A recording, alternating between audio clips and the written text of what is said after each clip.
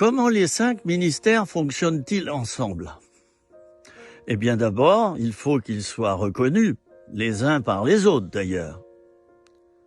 Il faut qu'ils soient reconnus. Attention aux autoproclamations. J'en ai rencontré des pasteurs autoproclamés qui du jour au lendemain passent prophète. Ah, puis ensuite tu vois que c'est le docteur machin. Hein? C'est quoi ça? C'est pas du boulot. Les 5 ministères sont des ministères reconnus par Dieu et ils doivent apprendre à cheminer et à travailler ensemble. Oh, ils ne seront pas forcément les 5 ensemble dans la même église, mais ils se rencontrent. J'allais dire qu'ils se sentent. Et celui qui sent le mieux les autres ministères, c'est l'apôtre. Et puis c'est le prophète aussi.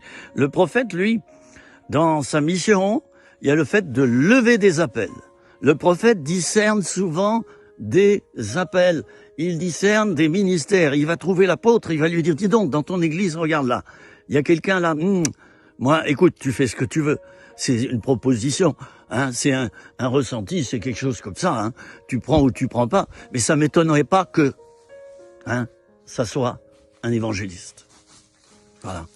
Faut pas commencer à dire « Dieu m'a dit, il faut que... Attention, sinon la foudre va tomber. » Les 5 ministères, ils ont appris à travailler ensemble.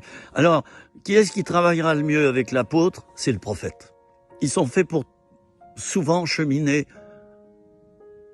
les deux ensemble. Le prophète dit des choses à l'apôtre qui, lui, est là pour bâtir et l'en tient compte. L'évangéliste est souvent fait pour travailler avec le pasteur.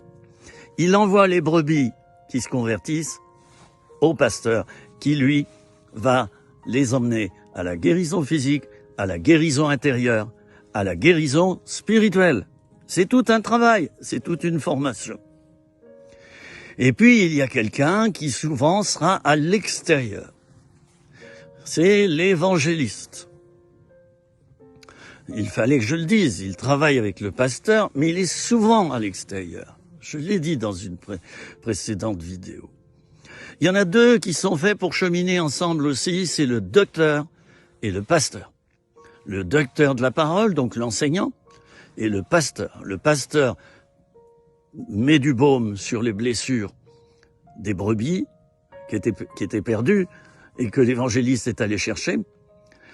Et le docteur, lui, va enseigner, il va poser le fondement. C'est lui qui pose le fondement dans le cœur des gens.